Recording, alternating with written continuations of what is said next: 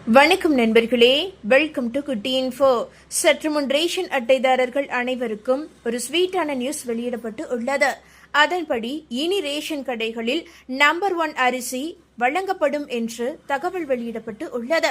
தமிழகத்தில் தேர்தல் களம் சூடுபிடித்துள்ள நிலையில் பொதுமக்களின் அத்தியாவசிய தேவையாக இருக்கும் ரேஷன் பொருட்கள் விநியோகம் குறித்து அரசியல் கட்சிகளிடையே கடும் விவாதங்களும் வாக்குறுதிகளும் எழுந்துள்ளன.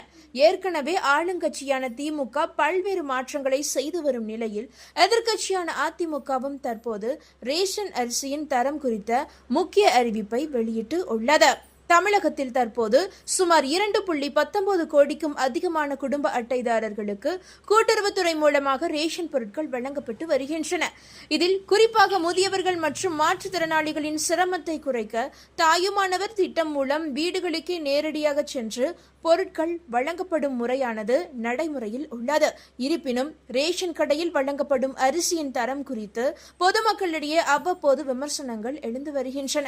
இப்படிப்பட்ட சூழலில் ரேஷன் விநியோகத்தை பொறுத்தவரை மற்ற கட்சிகளும் போட்டி போட்டுக்கொண்டு வாக்குறுதிகளை அளித்து வருகின்றன. தாவேக தனது தேர்தல் அறிக்கையில் அனைத்து பொருட்களையும் பாக்கெட்டுகளில் அடைத்து வழங்குவோம் என்று கூறியுள்ளது. நாம் தமிழர் கட்சி ரேஷன் கடைகளில் தரமான காய்கறிகள் விற்பனை செய்யப்படும் என தெரிவித்து உள்ளது. இவற்றுக்கெல்லாம் போட்டியாக மக்களின் அடிப்படை தேவையான அரிசியின் தரத்தை உயர்த்துவோம் என்ற அதிமுகவின் இந்த அறிவிப்பு சாமானிய மக்களிடையே தற்போது பெரும் கவனத்தை பெற்றுள்ளது.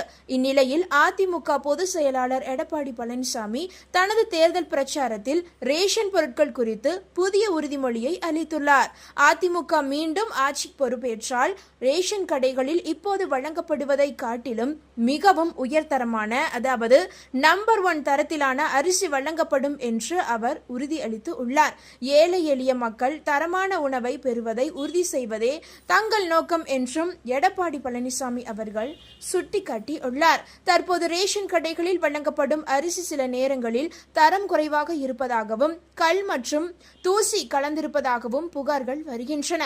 இதனை முழுமையாக களைந்து வெளி சந்தையில் விற்கப்படும் தரத்திற்கு இணையான அரிசியை எளிய மக்களுக்கும் கொண்டு சேர்ப்போம் என எடப்பாடி பழனிசாமி தன்னுடைய பிரச்சாரத்தில் தெரிவித்து உள்ளார். மேலும் அரிசி கடத்தலை தடுக்கவும் எடை குறைவு போன்ற முறைகேடுகளை ஒழிக்கவும் கடுமையான நடவடிக்கைகள் எடுக்கப்படும் என்றும் அவர் குறிப்பிட்டு உள்ளார். மக்களின் அன்றாட உணவு தேவையுடன் நேரடியாக தொடர்புடைய இந்த ரேஷன் விவகாரம் வரும் தேர்தலில் ஒரு முக்கிய திருப்பத்தையும் ஏற்படுத்தும் என்று எதிர்பார்க்கப்படுகிறது. இப்போதைய அரசின் திட்டங்களுக்கு மாற்றாகவும் மக்களின் எதிர்பார்ப்புகளை பூர்த்தி செய்யும் விதமாகவும் எடப்பாடி பழனிசாமி முன்வைத்துள்ள இந்த வாக்குறுதி ரேஷன் அட்டைதாரர்கள் மத்தியில் புதிய விவாதத்தை உருவாக்கி உள்ளது. தரமான உணவு தானியங்கள் விநியோகம் என்பது வெறும் வாக்குறுதியை தாண்டி அடித்தட்டு மக்களின் வாழ்க்கை தரத்தை உயர்த்தும் ஒரு முக்கிய காரணியாக பார்க்கப்படுகிறது. அதனால்தான் எடப்பாடி பழனிசாமி இன்று ரேஷன் அறிவிப்பை வெளியிட்டு உள்ளார். இது பொதுமக்களின் கவனத்தையும் ஈர்த்து வருகிறது.